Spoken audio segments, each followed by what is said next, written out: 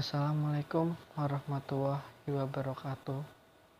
Perkenalkan, nama saya Agirisa Pramana, NIM 1705520091. Program studi S1 Akuntansi, Fakultas Ekonomika dan Bisnis, Universitas Stigubang Unisbank Semarang.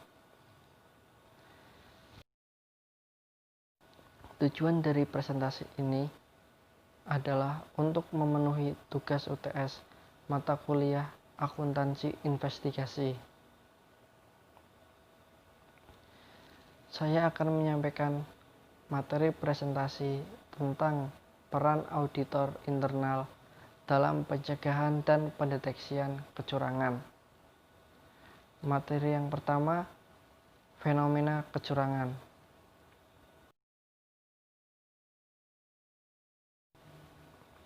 Fenomena kecurangan yang terjadi pada perusahaan diawali dengan adanya peluang untuk melakukan penyimpangan. Menurut definisi Tuana Kota,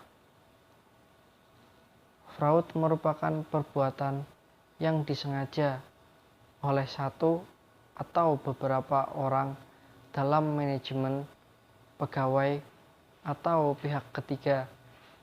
Beberapa contoh kasus kecurangan antara lain kasus PT Waskita Karya Persero. Kasus PT Waskita Karya memanipulasi laporan keuangan PT Waskita Karya sejak pertengahan Agustus 2009. Berbagai istilah digunakan untuk fraud ini, seperti manipulasi laporan keuangan, overstate, penggelembungan, markup, atau kelebihan pencatatan laba yang dilakukan oleh 3 direksi PT Waskita Karya dan 2 kantor akuntan publik atau KAP.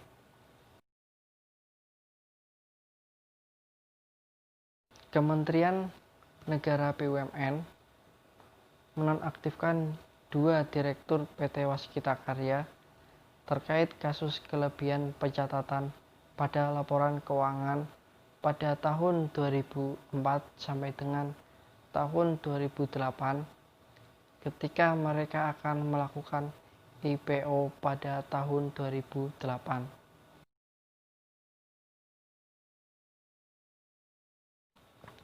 Kasus penggelembungan aset di PT Waskita Karya Persero ini mulai mencuat ketika terjadi pergantian direksi.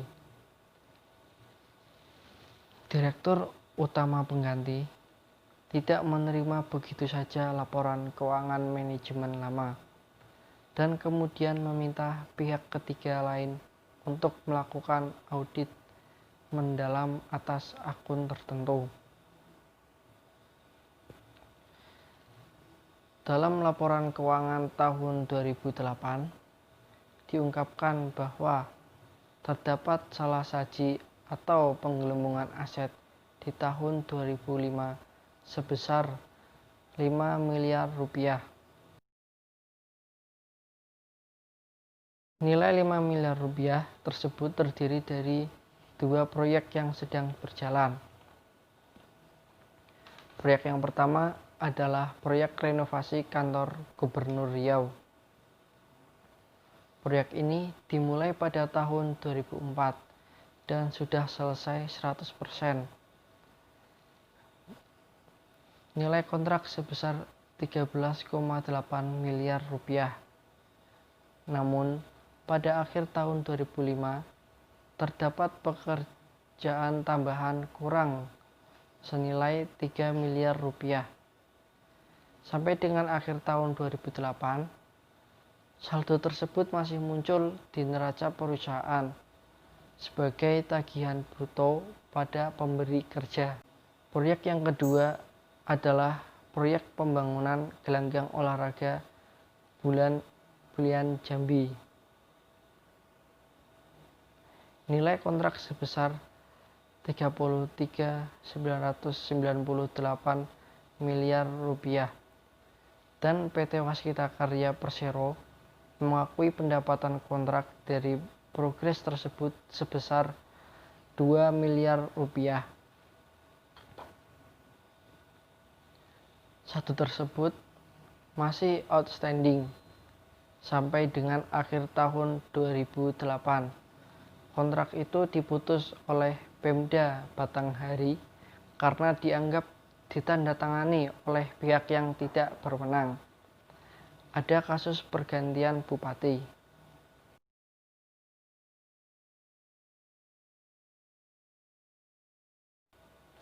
Sebagai gambaran tentang seberapa besar materi kas nilai dugaan penggelembungan aset pada tahun 2005, nilai aset PT Waskita Karya Persero adalah sebesar 1,6 triliun rupiah, dan nilai yang diduga digelembungkan oleh manajemen pada tahun 2005 sebesar 5 miliar rupiah atau sebesar 0,3% dari nilai aset tersebut.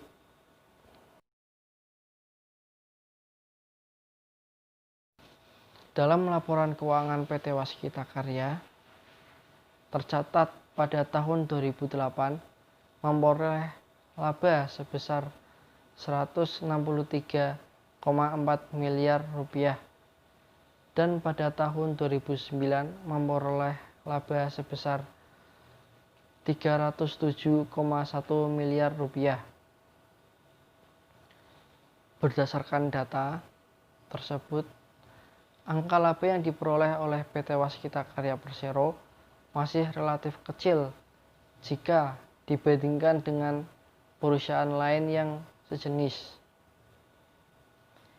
Jadi, PT Waskita Karya harus terus melakukan pembenahan manajemen sehingga akan menghasilkan kinerja yang lebih baik. Salah satu contoh yaitu dengan melakukan restrukturisasi. Perusahaan ini memiliki prospek yang baik. Apabila ke depannya perusahaan memperbaiki kinerja perusahaan sehingga dapat mengoptimalkan sumber daya yang dimiliki oleh perusahaan. Kemudian materi yang kedua ada teori kecurangan. Diamond Theory. Fraud Diamond Theory adalah pandangan baru terhadap fenomena fraud yang diusulkan oleh Wolff dan Hermanson pada tahun 2004. Teori ini adalah bentuk pembaruan dari teori fraud triangle oleh Krause pada tahun 1950 yang menambahkan elemen kualitatif yang diyakini memiliki hubungan signifikan dengan tindakan fraud.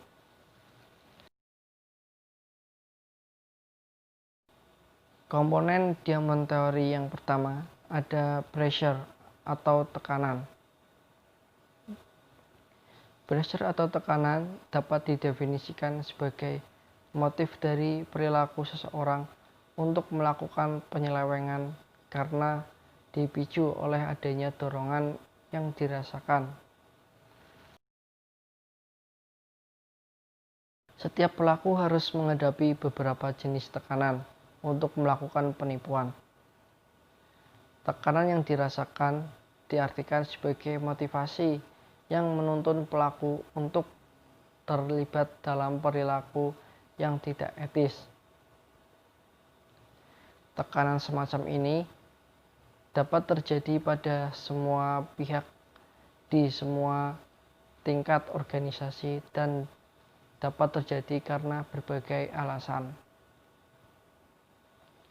Alasan dapat berupa adanya tekanan finansial, tekanan karena adanya dorongan dari kebiasaan yang buruk, dan tekanan yang berhubungan dengan pekerjaan. Komponen yang kedua ada opportunity atau peluang. Elemen opportunity atau peluang dalam kaitannya dengan fraud diartikan sebagai suatu keadaan yang memungkinkan seseorang untuk melakukan tindakan yang tidak dibenarkan, seperti tindakan penyelewengan.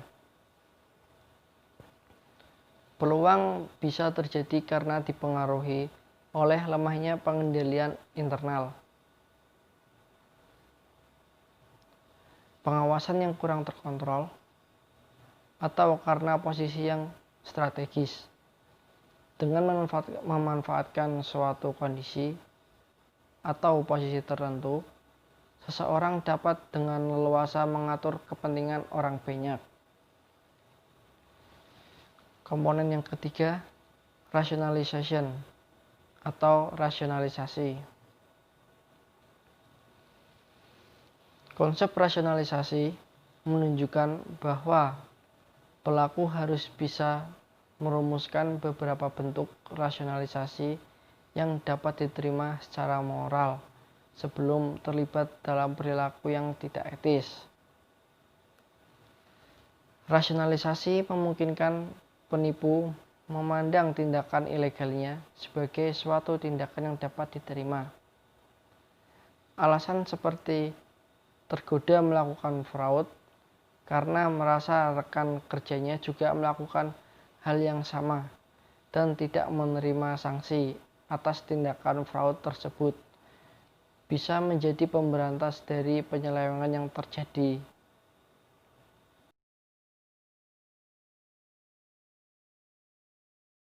Pada akhirnya, tindakan rasionalisasi ini hanya akan menghasilkan pemakluman dari tindakan fraud yang telah terjadi. Apabila jika tindakan fraud dilakukan secara terus-menerus. Komponen yang keempat ada capacity atau kemampuan. Capacity atau kapabilitas diartikan sebagai suatu kemampuan atau kelebihan seseorang dalam memanfaatkan keadaan yang melingkupinya, yang mana kemampuan ini terjadi banyak diarahkan pada situasi untuk mengelabui sistem pengendalian internal dengan tujuan untuk melegalkan hal-hal yang sebenarnya dilarang dalam suatu organisasi. Kemudian materi selanjutnya ada komponen pengendalian internal. Komponen pengendalian internal memiliki 5 komponen, antara lain sebagai berikut. Yang pertama, control environment atau lingkungan pengendalian.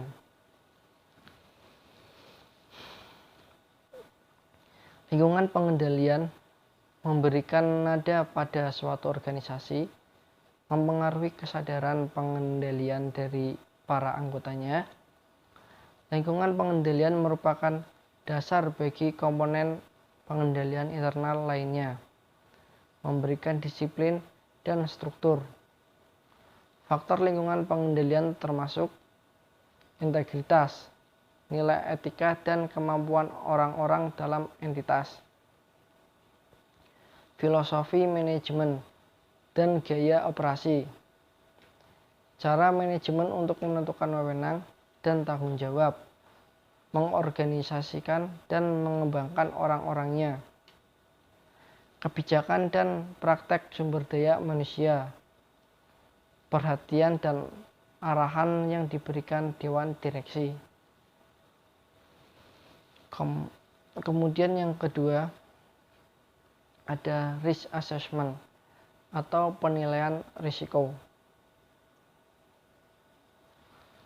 Seluruh entitas menghadapi berbagai macam risiko dari luar dan dalam yang harus ditaksir.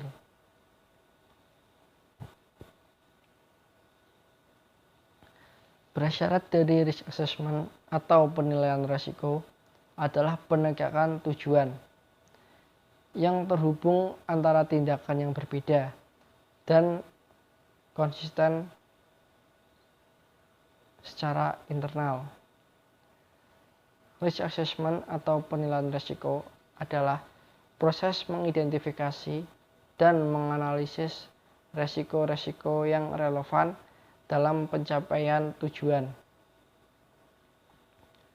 Membentuk sebuah basis untuk menentukan bagaimana risiko dapat diatur, karena kondisi ekonomi, industri, regulasi, dan operasi selalu berubah. Maka diperlukan mekanisme untuk mengidentifikasi dan menghadapi risiko-risiko spesial terkait dengan perubahan tersebut. Yang ketiga, kontrol activities atau aktivitas pengendalian.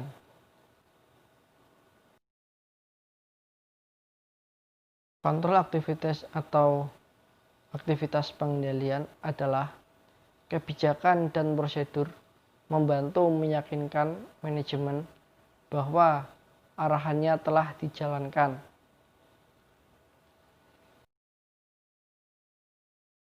Kontrol aktivitas atau aktivitas pengendalian membantu meyakinkan bahwa tindakan yang diperlukan telah diambil dalam menghadapi risiko sehingga tujuan entitas dapat tercapai. Kontrol aktivitas terjadi pada seluruh organisasi, pada seluruh level, dan seluruh fungsi. Kontrol aktivitas termasuk berbagai kegiatan yang berbeda-beda, seperti penyetujuan atau approvals, otorisasi atau authorization, verifikasi atau verification, rekonsiliasi atau reconciliation, review terhadap performa operasi atau review of operating performance, keamanan terhadap aset atau security of asset, dan yang terakhir pemisahan tugas atau segregation of duties. Pengendalian terhadap sistem informasi meliputi dua cara. Yang pertama, general control. General control mencakup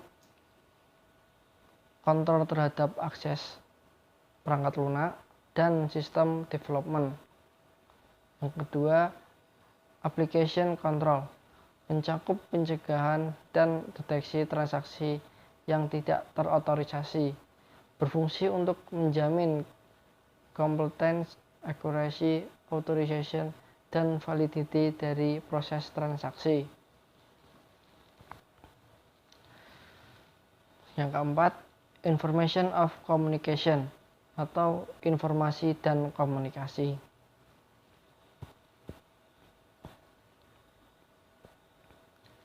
Informasi dan komunikasi yang bersangkutan harus diidentifikasi, tergambar, dan terkomunikasi dalam sebuah form dan time frame yang merupakan orang-orang menjalankan tanggung jawabnya. Sistem informasi menghasilkan laporan yang berisi informasi operasional, finansial, dan terpenuhinya keperluan sistem yang membuat mungkin untuk menjalankan dan mengendalikan bisnis.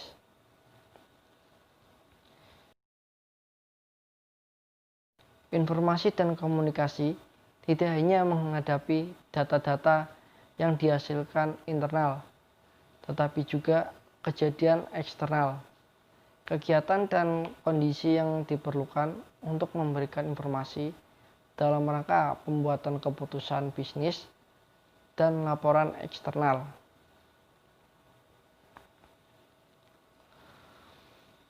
Komunikasi yang efektif juga harus terjadi dalam hal yang lebih luas, mengalir ke bawah, ke samping, dan ke atas organisasi. Seluruh personel harus menerima dengan jelas pesan dari manajemen teratas bahwa pengendalian tanggung jawab diambil dengan serius.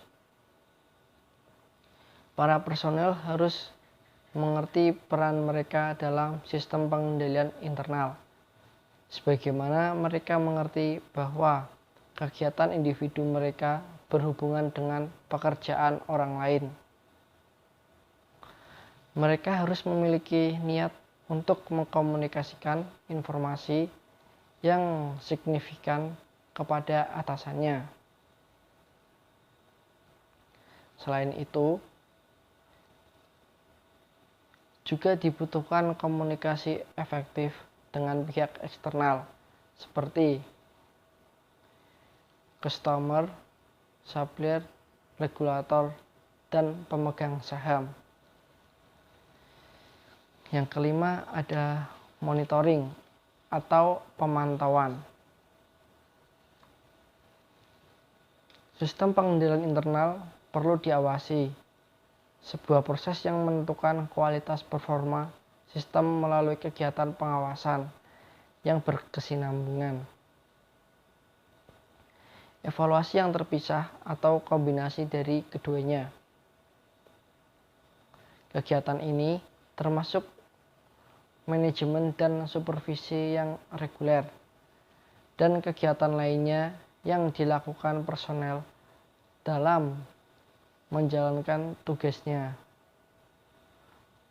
Luas dan frekuensi evaluasi terpisah akan tergantung pada terutama penaksiran resiko dan efektifnya prosedur monitoring yang sedang berlangsung.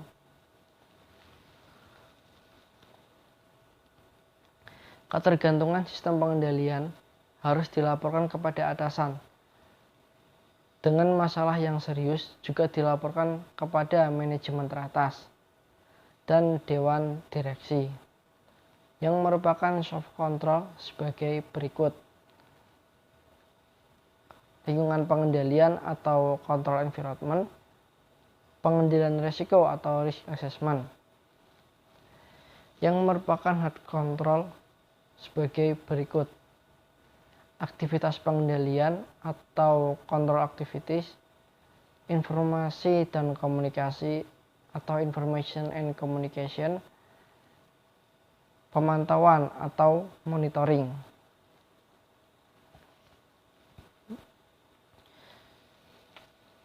Kemudian materi selanjutnya, peranan auditor internal dalam pencegahan dan pendeteksian fraud.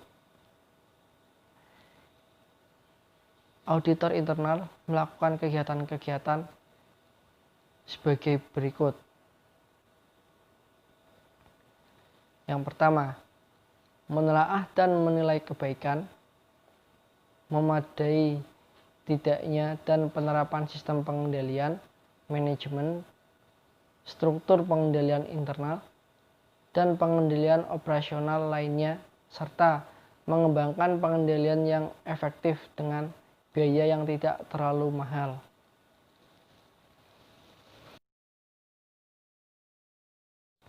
Yang kedua, memastikan ketaatan terhadap kebijakan, rencana, dan prosedur-prosedur yang telah ditetapkan oleh manajemen. Yang ketiga, memastikan seberapa jauh harta perusahaan dipertanggungjawabkan dan dilindungi dari kemungkinan terjadinya bentuk pencurian, kecurangan, dan penyalahgunaan. Yang keempat, memastikan bahwa pengelolaan data yang dikembangkan dalam organisasi dapat dipercaya. Yang kelima, menyarankan dan perbaikan-perbaikan operasional dalam rangka meningkatkan efisiensi dan efektivitas.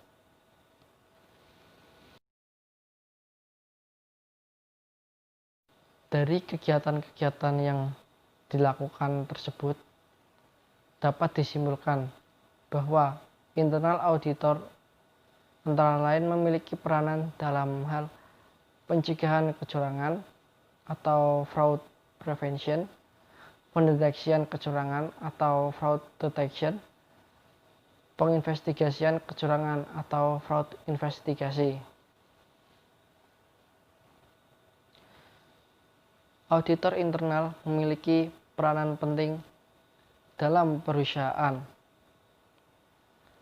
karena auditor internal berfungsi sebagai pengendali dalam internal perusahaan tersebut agar tidak terjadinya kecurangan atau fraud dalam perusahaan, sehingga aset-aset dalam perusahaan dapat memiliki keamanan yang sudah ditetapkan sebelumnya.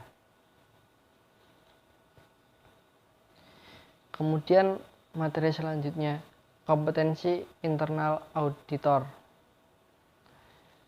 Setiap auditor harus memiliki kompetensi yang sesuai dengan ketetapan auditor. Kompetensi yang pertama, keterampilan komunikasi, termasuk komunikasi lisan, penulisan laporan, dan keterampilan presentasi.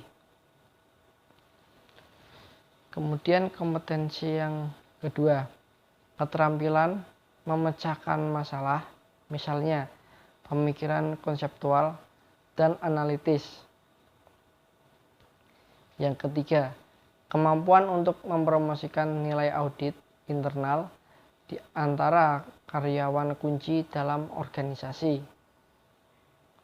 Yang keempat, mengikuti perkembangan perubahan peraturan dan standar industri.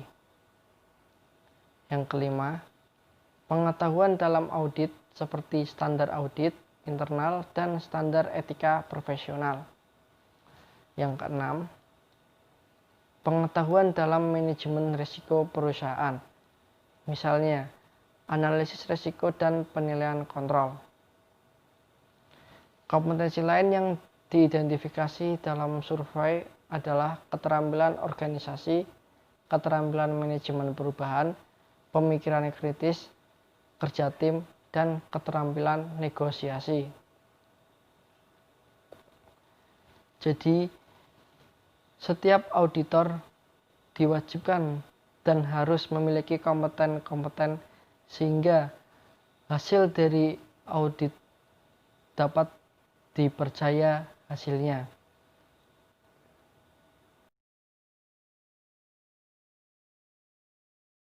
Seperti yang sudah dijelaskan tadi, kita dapat mengambil kesimpulan bahwa yang pertama, fenomena kecurangan yang dimana terjadi adanya peluang untuk melakukan penyimpangan di suatu perusahaan, dan menurut Fraud fenomena kecurangan itu merupakan perbuatan yang disengaja. Kemudian kesimpulan yang kedua, Diamond Theory ada 5 komponen. Yang pertama, pressure atau tekanan, opportunity atau peluang, rationalization atau rasionalisasi, dan capacity atau kapasitas atau kemampuan.